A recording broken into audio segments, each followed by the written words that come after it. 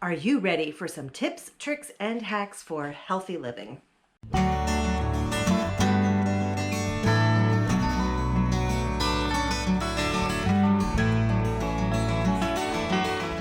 Today we are going to talk about some tips, tricks, and hacks for healthy living. And because this is posting here at the end of June, that means that here in the United States we have the 4th of July coming up. And that means holiday parties. Even if you're not in the United States and you don't have the 4th of July coming up, there are tons of summer events, swim parties, backyard pool parties, barbecues, you name it. Summer is hard because we have so many events. So we're going to talk about how to navigate these parties and events so that we do not wreck our good, healthy habits. Number one, we are going to start by saying, don't go to this event, to this party, hungry. There is nothing wrong with actually eating before you go. Sure, there's going to be food at the event, but you don't have to go hungry. Much of the time, the natural inclination we have is to say, oh wow, we're going to a party. Let's go ahead and not eat breakfast. Let's not eat lunch because we're going to eat at 3 o'clock and I'm going to want to eat everything there. And so by the time the food is served, you are so hungry that all you can think of is shoveling food into your mouth. And when you get to that ravenous point, you are going to shovel chips and cookies and pretzels and cakes and pies and all kinds of things into your mouth because you are so hungry. So don't go hungry. Before you go, plan a little meal for yourself so that what you're going to be doing at the party is more of a snack thing so that you can actually indulge in what you really want and not go in crazy. Let the party be your snack, not your main meal. Number two, stay hydrated. We talked a couple weeks ago about the tips for staying hydrated and drinking your water. Drinking water has been noted to keep us from eating a lot of food because a lot of times we mistake thirst for hunger. So don't let that happen to you. Stay hydrated. Make sure you're drinking your water. Drink your water before you go. Drink your water while you're there. Carry your water bottle with you. Drink your water because if you're drinking water, you're going to be eating less food and being less tempted to eat the food. The water will curb your impulses to eat. Number three, you want to make sure that there is something healthy there. If you haven't already been asked to bring something, ask if you can bring something. And then make sure that what you're taking is healthy. It's as simple as that. Make sure that you have something there that you can eat. Take a veggie tray. That's an easy one. And you can always nibble on carrots. When everyone else is nibbling on potato chips, you can be nibbling on carrots. I'm not saying that you shouldn't have potato chips.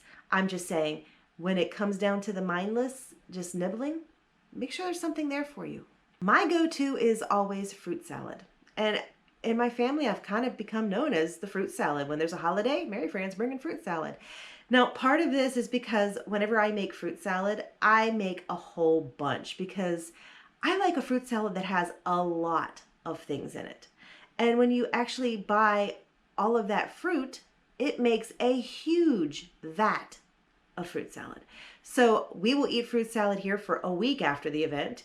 I usually leave it with my brother and his wife, and he and their kids eat it for a week after the event. And then we have it for the event also. So it's always there. In fact, one of the most recent holidays we had, I actually did not take fruit salad. And there was a comment by one of my nieces or nephews, I can't remember who said it, and they're like, what are we going to eat this week if we're not having our fruit salad? That's how much I take. And even though we always have other healthy options, the fruit salad is just a really good thing to take. Now, if you want to be fancy, get a watermelon, make the watermelon into like a watermelon basket. Just slice it off. It's actually really easy.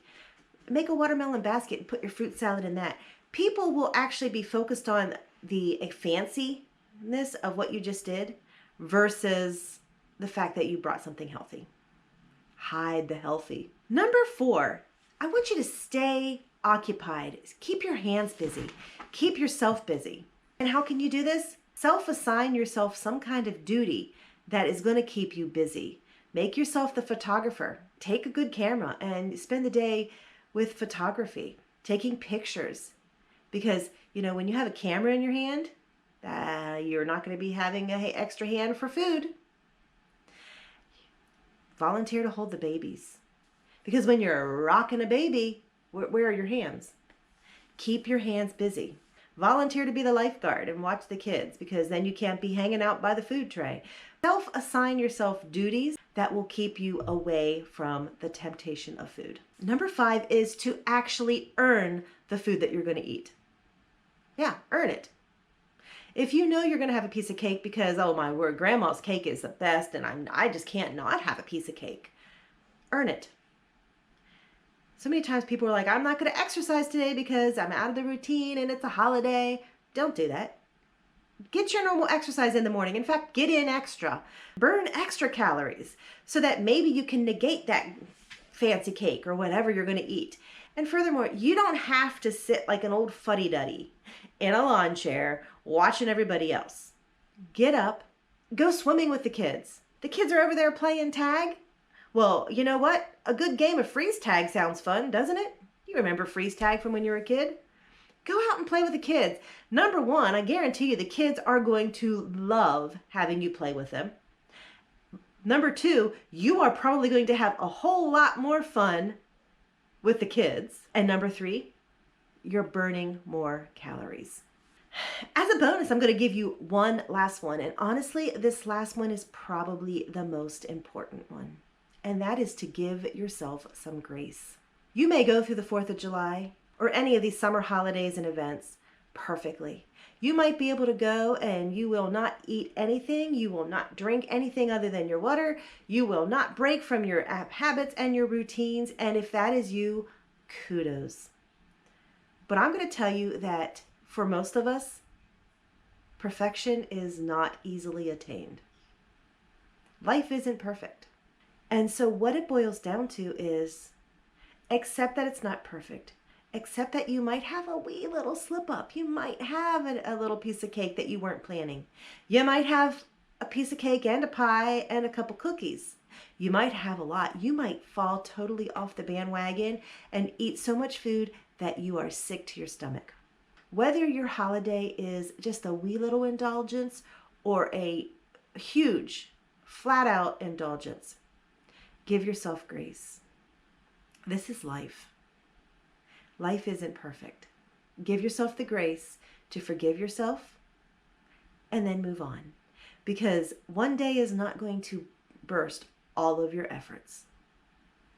Just get yourself back onto whatever plan you are following the very next day and move on.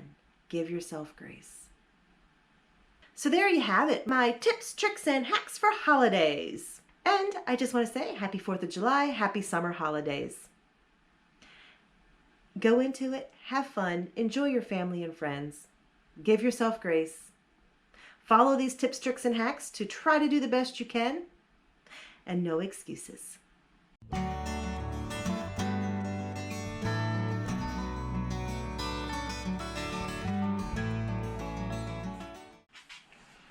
So we're going to talk about how to navigate these holidays and events.